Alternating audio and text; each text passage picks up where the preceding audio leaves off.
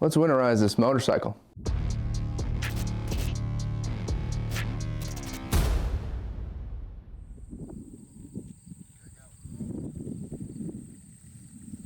So today is a very sad day.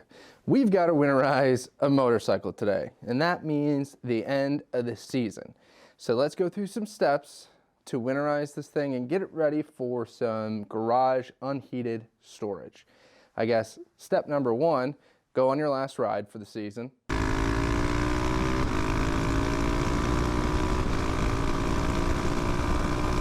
Step number two, stop crying. No, why? And then step number three, start cleaning the bike. You want to make sure you put your bike away clean so it's ready for the next season. Remember, a clean bike is a happy bike. I would suggest taking your bike to an actual wash and soaping and watering and doing all that fun stuff. I just waited a little too long and it's currently 28 degrees outside, so I'm not gonna do that. Little heater's working really well, damn.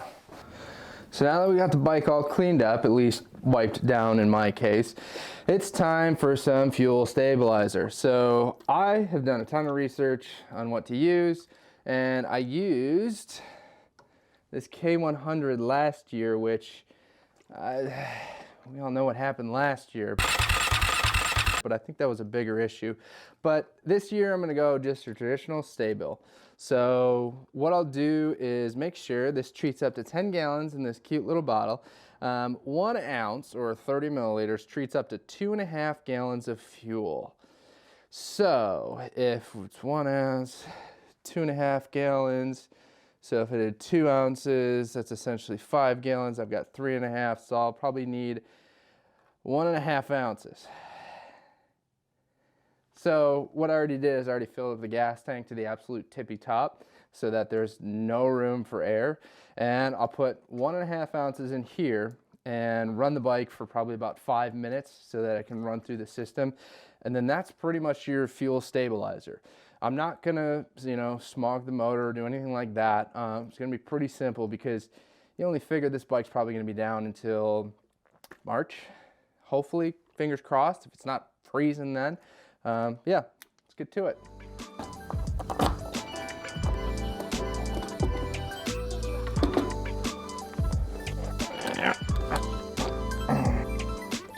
Oh, this is getting everywhere.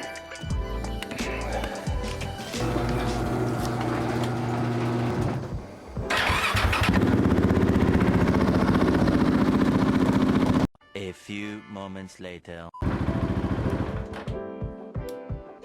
All right, so that should be good. Trying to get all the extra fumes out of here. Don't worry, the garage door is open, all right? So I was running for about 5 minutes. I would say maybe a little bit less than that, just trying to get some of that fuel stabilizer through the system. May run it again here in a little bit, but I think we should be good in all honesty. I guess one thing to note on a fuel stabilizer like this, buy the bigger one because it's got this nice little measuring squeezy thing. I thought I was gonna save money and time with this little one because you don't really need that much. I mean, there you go, if it will ever stop shaking down to, the 2.5 that I needed, because it does expire, so every 2 years. So essentially I can just pour the rest of this in next year when I winterize. But yeah, be mindful of that, because especially with these bikes, you don't want to put too much in, and you also don't want too little, because then there's going to be no compression with that fuel and spark and bang, and that's a motorcycle. So keep that in mind. I couldn't give you a recommendation on the absolute best one.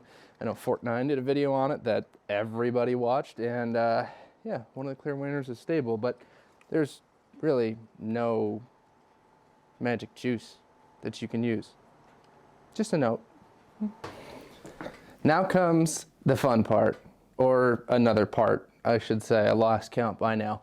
We gotta remove the battery. Now, this KTM battery says do not store under 32 degrees Fahrenheit, and it's gonna get cold. It's gonna get down into probably negatives overnight around here in Chicago. Maybe not that bad, wind chill, whatever, it's cold. So I'm not leaving it in the garage, I'm actually bringing it in the house to put on the battery tender, so I need to get it out of the bike. Now, last year when I stored the bike in the house, I left the battery in and just used those nice little tender plugs to go from there. But I think that had to do with my power commander failure. So this year, if I remove the battery and then put that inside and put it on a trickle charge and away from the motorcycle itself, I'm hoping I don't have the same issue come March. But we'll find out. So let's get the battery out. Hey,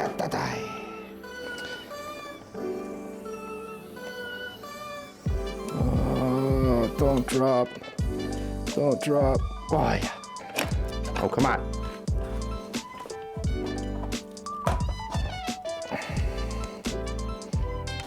And a quick tip for you guys too. What I do when I take this bolt out is I make sure I run a zip tie through everything that was connected to that negative and positive terminal. It helps keep everything collected in there and you don't lose any little spacers or whatnot. And when you go back in the next season to put the battery back in, all you have to do is cut a zip tie, throw the bolt through, and you're set and ready to go.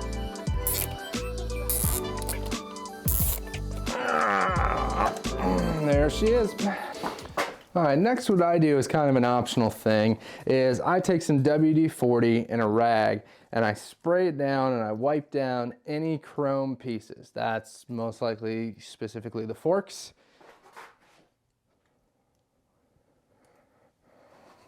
And that's about it, because I don't want it to corrode and rust, because you don't do it to brake discs.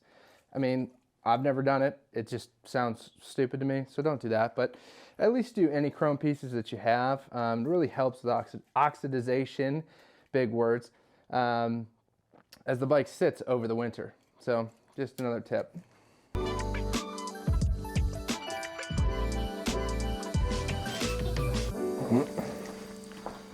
So now we only have a few more steps to go. Now, what I'm going to do with this bike is lift it off the ground. I've got the rear paddock stand already lifting the rear wheel, but I want the front wheel off the ground too. The reason you want to do that is essentially so you don't flat spot your tires, so that next year you don't going down the road. It's not that extreme, and quite honestly, I need new tires, so it really doesn't matter. But if you've got brand new tires or a brand new bike and you have the opportunity to pick it up completely off the ground, that always helps too. So I've got to remove that Tekmo Carbon skid plate to then get my center stand underneath there, and then yeah, we move on to the next step. So let's get it started.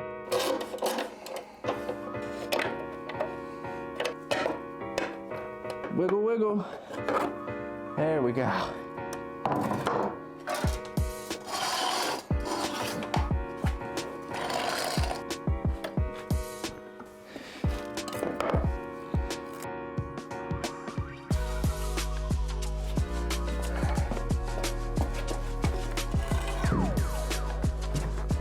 Oh yeah.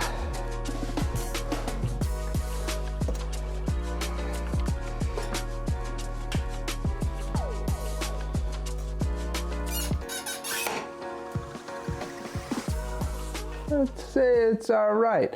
If I was going to do it properly, I would have lowered the center stand a little bit. Then you gotta fiddle fuck around with the thing next year, and we got enough time for that. Yeah, okay. So now that we're on the center stand, all we really have to do is inflate those tires to the max PSI, and we're home free. Cover her up, and that's it. Oh, no squirrels getting in there. Oh, we gonna need an extension cord.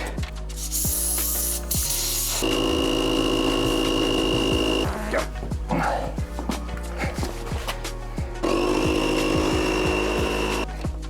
Now we just gotta cover it, and that's it.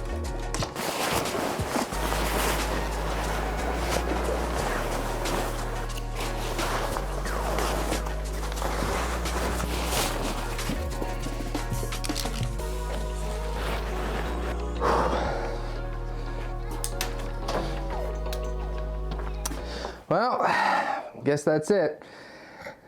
No more motorcycle. But that wasn't, you know, a full extensive list of what you can do to winterize a bike.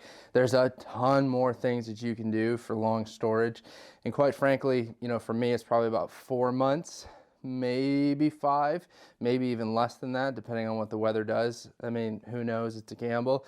but I'm going to be adding parts to this bike over the winter. I'm going to be doing a few other things, so it's not the last time it's going to be uncovered.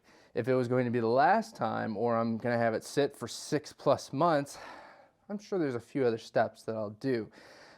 So I guess really for now, that's all we got. Don't worry, I've got more content planned and some other things to do. So thanks for watching. If you have some winterization tips, leave them in the comments below, because I'd love to know if there's things that are a little bit easier, some tips and tricks that I haven't done that I don't know yet, and what it looks like when you winterize your bike. But remember, keep riding.